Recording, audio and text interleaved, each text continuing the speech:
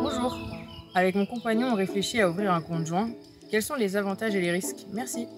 Un compte bancaire joint, c'est un compte ouvert par au moins 2 personnes pour faciliter la gestion des dépenses communes, comme le paiement du loyer, les courses, les abonnements ou encore pour recevoir des prestations familiales. C'est pratique, à condition d'en comprendre les implications.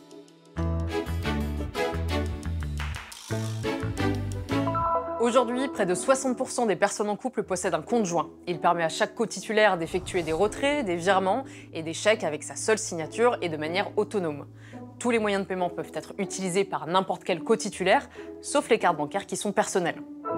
Mais attention, les cotitulaires du compte sont solidairement responsables. En cas d'incident comme un découvert non autorisé ou un chèque rejeté, la banque peut s'adresser à n'importe lequel d'entre eux pour régulariser la situation, sans tenir compte de qui est responsable de la dette ou de l'incident de paiement.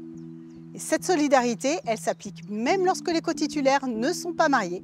En cas d'incident majeur, tous les cotitulaires peuvent ainsi par défaut être fichés auprès de la Banque de France. L'interdiction bancaire porte sur le compte joint, mais également sur l'ensemble des comptes joints et personnels. Il est donc important de désigner dès l'ouverture du compte joint un responsable unique qui, en cas d'incident, sera seul interdit bancaire. Si vous réglez des dépenses à partir du compte joint par carte bancaire, vous devez demander l'émission d'une carte pour chaque cotitulaire. En cas de séparation, la clôture doit être conjointe. Si aucun accord n'est trouvé, il est possible de demander la transformation en compte indivis qui, lui, fonctionnera avec les signatures de l'ensemble des cotitulaires.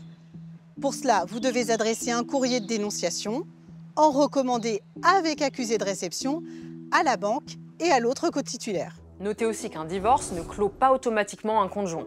Une dénonciation ou une clôture est là encore nécessaire. Voilà, vous savez tout ou presque tout. Retrouvez toutes ces informations sur inc-conso.fr et à très bientôt pour un nouveau ConsoMag.